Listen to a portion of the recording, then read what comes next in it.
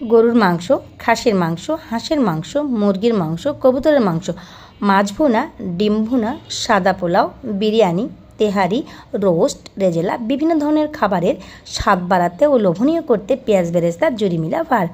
আসসালামু আলাইকুম প্রিয় দর্শক, আশা করি সবাই ভালো আছেন। আজকের রেসিপিতে আপনাদেরকে দেখাবো সঠিকভাবে পেঁয়াজ বেরেস্তা বানানো এবং সংরক্ষণ পদ্ধতি। প্রথমেই আমি এখানে হাফ কেজি পেঁয়াজ ভালো করে ধুয়ে কেটে নিয়েছি এবং বাতাসে রেখে আমি বেশ কিছুক্ষণ শুকিয়ে নিলাম। এবার চুলায় আমি একটা কড়াই বসিয়ে দিয়েছি। কড়াইয়ে পর্যাপ্ত পরিমাণ তেল দিয়ে দিলাম। তেলটা যখন উষ্ণ গরম হয়ে আসলো তখন কিন্তু পেঁয়াজ বেরেস্তার জন্য পেঁয়াজ কুচিগুলো আমি দিয়ে দিচ্ছি। এক্ষেত্রে কিন্তু অবশ্যই চুলার তাপমাত্রা মিডিয়াম হাইয়ে রেখে এই পেঁয়াজ বেরেস্তা কিন্তু আপনাদেরকে তৈরি করে নিতে হবে।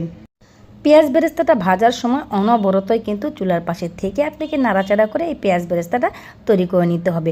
খুব বেশি জোরে জাল থাকলে পেঁয়াজ বেরেস্তা কিন্তু পুড়ে যাওয়ার সম্ভাবনা থাকবে। এবারে পেঁয়াজ বেরেস্তার সুন্দর একটা কালার আসার জন্য এখানে আমি অ্যাড করে দিব 1 টেবিল চামচ পরিমাণ চিনি। চিনিটা তেলের সঙ্গে মিশে গিয়ে একটা ক্যারামেলের সৃষ্টি করবে, ফলে পেঁয়াজ বেরেস্তাটা দীর্ঘদিন মুচমুচে থাকবে এবং সুন্দর একটা কালার চলে আসবে। তো দর্শক, একদম পারফেক্টভাবে আমার পেঁয়াজ বেরেস্তার একটা কালার চলে এসেছে। এই পর্যায়ে আমি চুলাটা একেবারে বন্ধ করে দিয়েছি। এবার আমি একটা স্ট্রেনারে এই পেঁয়াজ বেরেস্তাগুলো একবারে ঢেলে দিয়ে ছেঁকে নিব।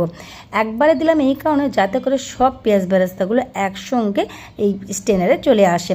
এবারে ভালো করে একটু ছড়িয়ে দিচ্ছি যাতে করে পেঁয়াজ বেরেস্তা থেকে তেলটা ভালোভাবে স্ট্রেনার দিয়ে নিচে চলে আসে। এই যে তেল থাকবে সেই তেলটা কিন্তু আপনারা বিভিন্ন ধরনের সবজি, তরকারি ও মাংসতে কিন্তু ব্যবহার করে খেতে পারবেন। পেঁয়াজ বেরেস্তার তেলের কিন্তু অন্যরকম একটা স্বাদ হয়। এবারে তেল ভালোভাবে ঝরিয়ে গেলে আমি এখান থেকে স্ট্রেনারটা সরিয়ে নিচ্ছি। স্ট্রেনারটা এখান থেকে সরিয়ে নেওয়ার পর আমি একটা ট্রেতে এই পেঁয়াজ বেরেস্তাগুলো নিয়ে নিব।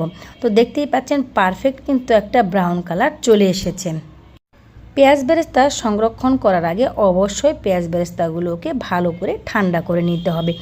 ভালোভাবে ঠান্ডা হয়ে গেলে এই পেঁয়াজ বেরেস্তা কিন্তু দীর্ঘদিন মুচমুচে থাকবে এবং দীর্ঘদিন পর্যন্ত আপনারা কিন্তু এটা ব্যবহার করে খেতে পারবেন।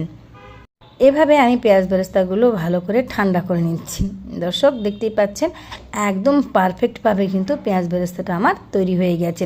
আপনারা কিন্তু পেঁয়াজ বেরেস্তাটা যে কোনো জারে সংরক্ষণ করতে পারবেন। আমি একটা কাচের জার নিয়েছি। এবার এই কাচের জারে আমি পেঁয়াজ বেরেস্তাটা সংরক্ষণ করছি। আপনারা যে কোনো প্লাস্টিকের জারেও কিন্তু এই পেঁয়াজ বেরেস্তাটা সংরক্ষণ করতে পারবেন, তবে কাচের জারে পেঁয়াজ বেরেস্তাটা সংরক্ষণ করলে দীর্ঘদিন পর্যন্ত ভালো থাকে। আপনারা কিন্তু ফ্রিজের নর্মাল তাপমাত্রায় এটা সংরক্ষণ করতে পারেন, তাছাড়াও কিন্তু বাইরে রেখেও বেশ কিছুদিন এটা খেতে পারেন।